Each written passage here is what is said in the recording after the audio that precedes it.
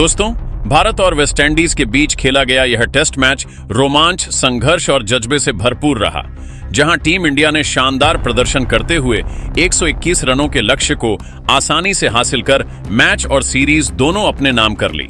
वहीं West Indies ने भी अपने जुझारूपन से सबका दिल जीत लिया।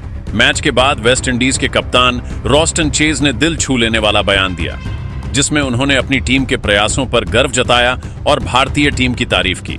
उन्होंने टीम इंडिया पर कुछ चौंकाने वाले बयान दिए। जी हां, बताएंगे पूरी खबर, तो इस वीडियो को अंत तक जरूर देखें। और अगर आप भी टीम इंडिया के फैन हो तो वीडियो को एक लाइक और सब्सक्राइब जरूर करें। दोस्तों, भारत और वेस्ट इंडीज के बीच खेला गया दूसरा टेस्ट मुकाबला शुरू में तो पूरी तरह भारत के कब्जे में लग रहा था, लेकिन जैसे जैसे चौथा दिन आगे बढ़ा, वेस्ट इंडीज ने अपने जज्बे और संघर्ष से खेल को रोमांचक बना दिया।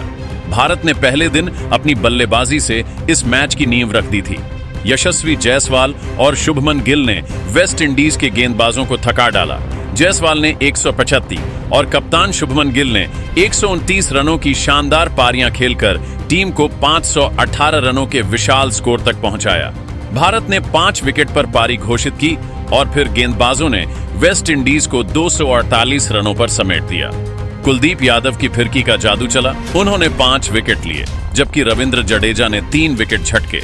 भारत को पहली पारी में 270 रनों की बड़ी बढ़त मिली और उन्होंने बिना समय गंवाए फॉलो ऑन लागू कर दिया। फॉलो ऑन के बाद वेस्ट इंडीज की दूसरी पारी की शुरुआत अच्छी नहीं रही। 35 रन पर 2 विकेट गिरने के बाद ऐसा लगने लगा कि भारत जल्द ही यह मैच अपने नाम कर लेगा, मगर इसके बाद खेल में मोड़ आया। जॉन कैंपबेल और शाई होप ने मिलकर हालात बदले। जॉन कैंपबेल ने आखिरकार अपनी 50वीं टेस्ट पारी में पहला शतक पूरा किया, लेकिन शतक पूरा करने के बाद जडेजा ने उन्हें एल्बिट ब्लू कर भारत को राहत दी। दूसरी ओर शाही होप लगातार टिके हुए थे। उन्होंने शानदार टाइमिंग से स्ट्रोक्स खेले और गेंदबाजों को थकाते रहे। शाही होप ने 204 गेंदों में अपनी शानदार सेंचुरी पूरी की। यह उनके 8 साल बाद आया पहला टेस्ट शतक था। वेस्ट इंडीज का स्कोर अब 270 के पार पहुंच चुका था और इसी के साथ उन्होंने भारत के खिलाफ बढ़त भी हासिल कर ली। शाई होप ने 103 रनों की बेहतरीन पारी खेली, लेकिन आउट होने के बाद भारत को बड़ी राहत मिली। इसके बाद क्रीज पर आए तेवन इमलाक, उन्होंने आते ही कुलदीप यादव पर हमला बोल दिया।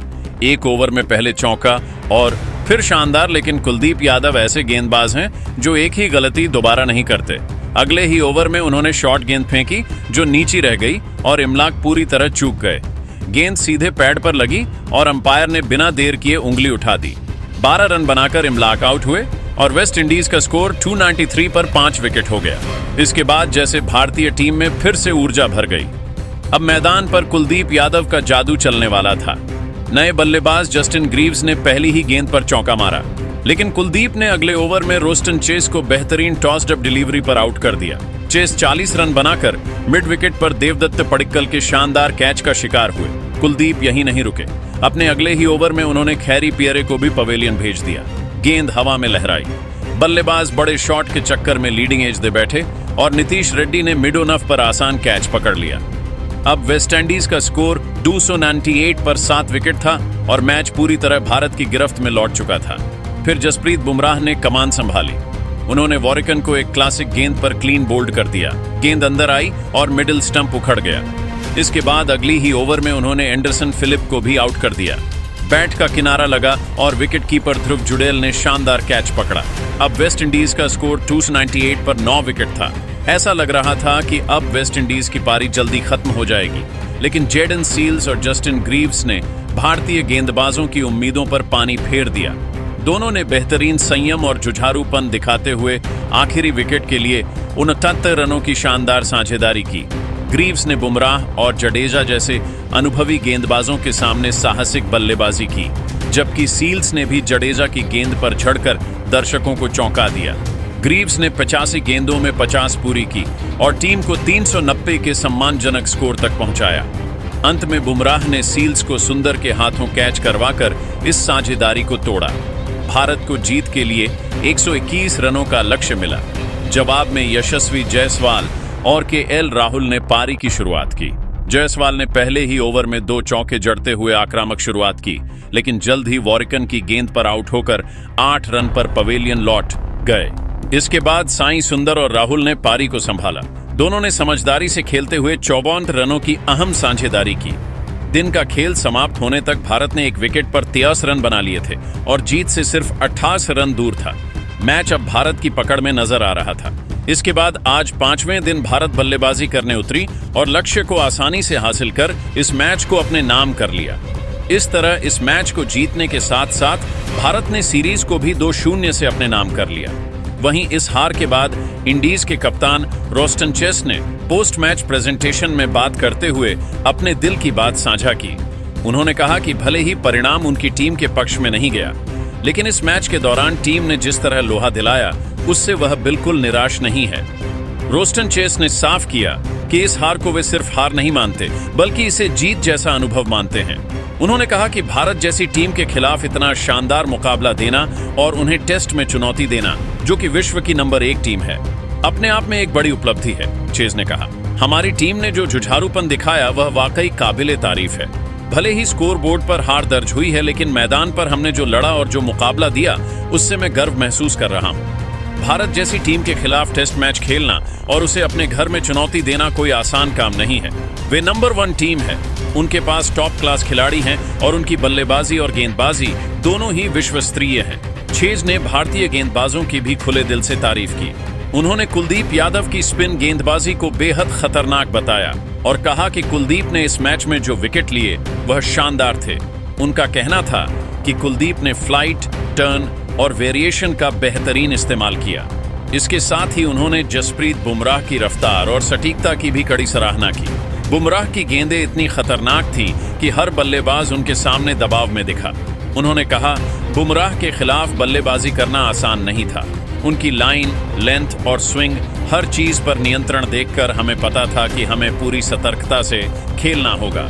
उन्होंने मैच के बड़े मोमेंट्स पर विकेट ली और उनकी प्रदर्शन ने भारतीय टीम को मजबूती दी।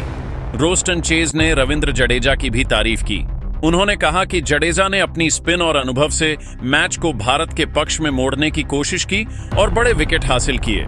उनका कहना था कि जडेजा की गेंदबाजी में संयम, स्ट्रेटेजी और सही टाइमिंग का अद्भुत मिश्रण था, जिसने हमारी बल्लेबाजी को चुनौतीपूर्ण बना दिया। कप्तान ने भारतीय बल्लेबाजों की भी तारीफ करने से नहीं हिचकिचाए। उन्होंने यशस्वी जायसवाल और शुभमन गिल की बल्लेबाजी को शानदार बताया। उनका कहना था कि जायसवाल ने जिस अंदाज में 175 रन बनाए वह काबिल ए तारीफ था। उन्होंने भारतीय कप्तान शुभमन गिल की पारी की भी सराहना की और कहा कि 129 रनों की समझदारी भरी पारी ने भारत को मजबूत स्थिति में रखा। रोस्टन चेज ने कहा, हमारे लिए यह एक बड़ी चुनौती थी। दोनों ने अपनी टीम को शुरू से ही मजबूत स्थिति में रखा। उनका संयम और क्लास किसी भी बल्लेबाज के लिए सीखने योग्य है। चेज ने आगे कहा कि वेस्टइंडीज की टीम ने फॉलो ऑन के बाद भी हार को स्वीकार नहीं किया। उन्होंने बताया कि कैम्बल, शाह होप और उनके खुद के प्रयास ने टीम को मैच में वापसी करने का आत्मविश्वास दिया। उन्होंने कहा, हमें पता था कि स्थिति कठिन है, लेकिन हमने हिम्मत नहीं हारी। हमने पूरा दबाव झेला और मैदान पर हर विकेट के लिए जूझते रहे। हमारी कोशिश थी कि भारत को चुनौती दें और उनके नंबर 1 होने के बावजूद हम उनका मुकाबला कर सकें। यह अनुभव हम सभी खिलाड़ियों के लिए प्रेरणादायक रहा। रोस्टन चेज ने यह भी स्पष्ट किया कि भले ही स्कोर बोर्ड पर हार हो गई, लेकिन इस मैच का अनुभव और भारतीय टीम को चुनौती देना वेस्ट इंडीज के लिए जीत के बराबर है। उन्होंने कहा, हमने जो क्रिकेट खेला वह हमारा सर्वश्रेष्ठ प्रयास था। हम अपनी टीम की जुझारूपन और लड़ाई को देख रहे हैं और गर्व महसूस कर रहे हैं। मैच का परिणाम चाहे कुछ भी हो, इस तरह भारत को टेस्ट में चुनौती देना आसान काम नहीं है। यह हमारे लिए एक जीत जैसी है। चेज ने अपने बयान का समापन करते हुए कहा कि यह हार केवल नंबरों में हार थी, अनुभव और जुझारूपन में नहीं। भारत जैसी नंबर 1 टीम के खिलाफ इतनी शानदार लड़ाई देना वेस्ट इंडीज के लिए किसी भी जीत से कम नहीं है। दोस्तों, कुछ ऐसा बयान था वेस्ट इंडीज के कप्तान का टीम इंडिया पर। और दोस्तों, चैनल पर नए हैं तो खुशीराम हाइलाइट्स को सब्सक्राइब जरूर करें। जय हिंद, जय भारत, वंदे मातरम।